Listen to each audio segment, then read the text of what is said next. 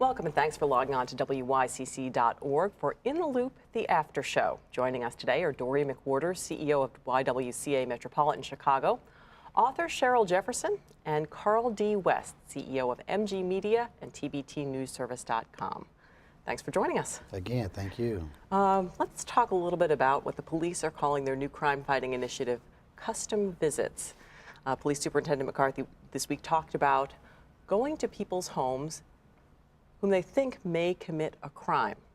Cheryl, is this a crime-fighting tool or harassment? This is a very scary situation where art and life are imitating each other. I'm reminded of the Tom Cruise movie Minority Report, where they knew you were going to commit a crime before you did, and you were just taken away and never seen again. So the potential for abuse here, I think, is significant. On the other hand, it's not as intrusive as stop and frisk, which New York City has tried and has been sued in federal court. This is a sort of a kinder, gentler version of that, isn't it? It's interesting. It's interesting because that's one perspective for sure. But I do believe that if we're really going to talk about recidivism or keeping criminals from doing things, that we should go further back in the process. Maybe jobs may be an option, or some education maybe. But to assume that previous criminals are clearly they're higher risk, but there's other things that I think we can do first. Well, when I heard this, I dropped to the floor and started laughing. I said, "Oh my God, what is this?" Right? Because it is absolutely more intrusive than stop and frisk. Stop and frisk, you in an open air environment, walking, driving your car. They come to your home. I call this the UPS of policing. Instead of delivering packages, they are picking up a package which is you, potentially you who they have predicted that may be a criminal or you may do crime in the future. So we come knock on your door, abstract you from your home, and we take you away, as she mentioned about the Tom Cruise movie, never to be seen again.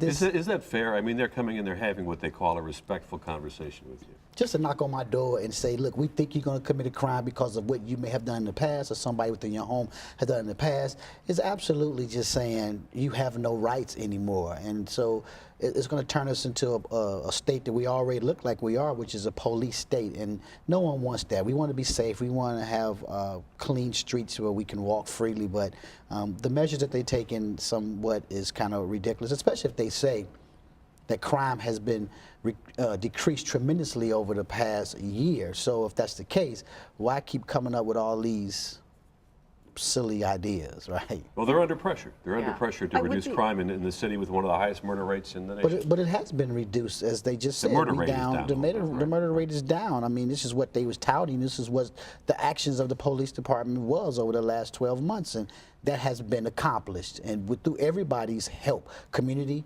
and police. And so why keep coming up with these strategies, right, that only just kind of fringe on people's liberties? It might be interesting to see what would happen if, for example, the conversation was handled in a different kind of way. Instead of the police going to the doorstep, perhaps the individuals could be invited to the doorsteps of the homes of the police, or some, some hospitality-oriented place, just to, kind of make that more of a give and take.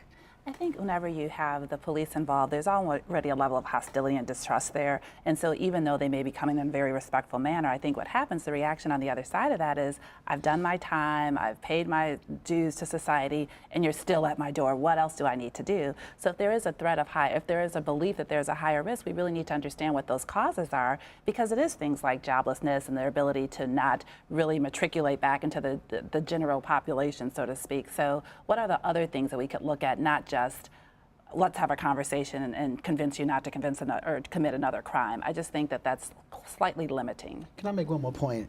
To me, they say they don't have enough police officers on the force anyway to do the job of policing all the communities. So now you're going to use police to just knock on doors. And what about crimes that are really going on somewhere in the community where now you just got police officers whose job is to just knock on doors? I think this should bring back the notion of community policing, which we have all been trying to get to happen in our communities, because what that does, it allows police officers to have relationships with these community stakeholders and then everybody is open to who's doing what, and then you have a more visual idea of where the crime is happening, who are the criminals, because you have such a great relationship with the community, and they can tell you all these things. You don't have to go knocking on doors. If you have a relationship with the community, they'll tell you what's going on within their own environments or their communities and those blocks that they hang out in. So once again, ridiculous. Yeah, they mentioned, though, that part of it is providing support services for those individuals. Why not have the support services available when they leave and figure out what we can do to really support those individuals and make sure that they're more productive when they are released? And assuming some of that takes place as it is, but to think that the police themselves are now going to go back to the home, you know, there's other organizations that may be a friendlier face that could truly be there, that they would have a more credibility that you're really there to help and not just wait for me to do another crime. Are there successful models of this type of program in the United States or somewhere globally that show that they are effective? Certainly I can see where having the dialogue, you know, in a very respectful manner could be helpful. But these are, you know, situations. That's a good question, but we have to go Yeah. on to another one. Sure. Because Jimmy Fallon is coming to Chicago, the talk show host on Sunday, to jump in the lake with Mayor Emanuel to raise money for the Special Olympics. And in terms of the mayor's profile, is this good for Rahm to be on the Fallon show? I think it's great. I personally think it's great. I think it's great for Chicago. I think it's great for the charities that they're supporting. And I think whenever you can provide some celebrity or some little, you know, cross-nation rivalry going on, I think that just really benefits everyone involved. So I'm excited about it. Yeah, about you, I agree. Carl? I'm a conspiracy theorist. Go on, what's percolating? Well, I mean, first of all, you cannot never denounce an opportunity to help an incredible cause.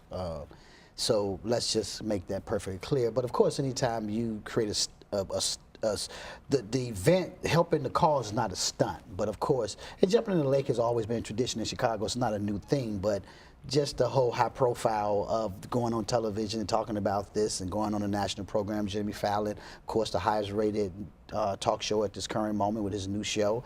You know, it definitely gives the mayor a higher profile nationally, and he knows that in a few months from now he will start his re-election campaign, and so it all plays into it. I mean, once again, a good cause is a good cause, so I don't really give too much thought to this at this particular moment. Well, if he survives, it's the lake is pretty frozen. That's okay.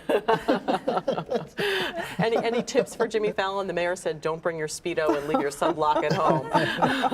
Well, I envision these like floating man parts in the lake, you know, pretty much leaving room for a lady perhaps to run for, you know, fill that mayoral slot. And the Tonight Show too, so, you know. So. Hey. We will leave it at that. Dory McWhorter, Cheryl Jefferson, Carl D. West, we thank you. Until next time. Thank you. Goodbye. Thank you. Goodbye. Thank you.